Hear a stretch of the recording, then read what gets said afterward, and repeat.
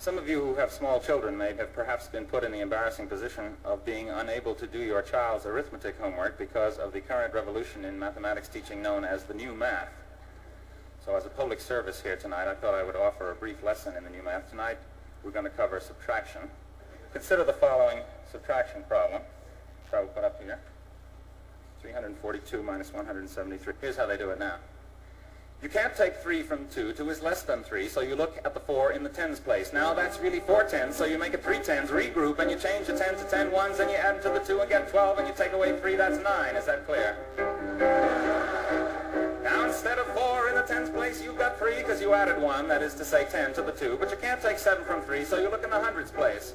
From the 3 you then use 1 to make 10 ones, and you know why 4 plus minus 1 plus 10 is 14 minus 1, because addition is commutative, right? And so you got 13 tenths, and you take away 7, and that leaves 5. Well, 6 actually, but the idea is the important thing. Now go back to the hundreds place. You're left with 2, and you take away 1 from 2, and that leaves... Everybody get 1? Not bad for the first day. Hooray for new math! Here, cuckoo math. It won't do you a bit of good to review math. It's so simple, so very simple, that only a child can do it. Now that actually is not the answer that I had in mind, because the book that I got this problem out of wants you to do it in base 8. But don't panic. Base 8 is just like base 10, really, if you're missing 2 fingers.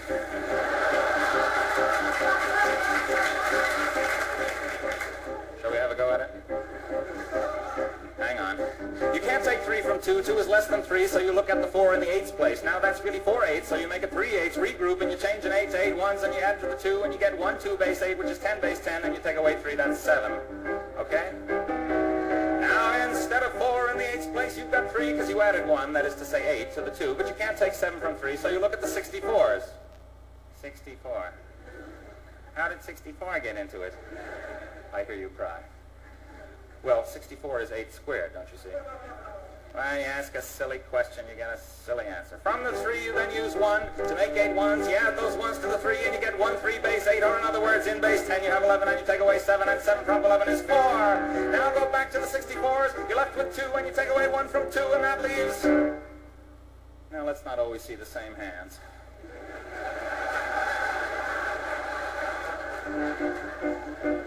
1, that's right.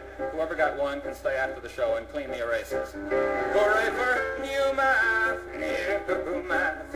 It won't do you a bit of good to review math. It's so simple, so very simple, that only a child can do it.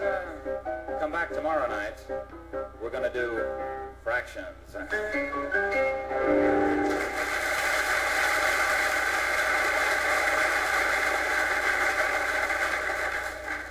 You know, I've often thought I'd like to write a mathematics textbook someday because I have a title that I know will sell 1 million copies. I'm going to call it Tropic of Calculus.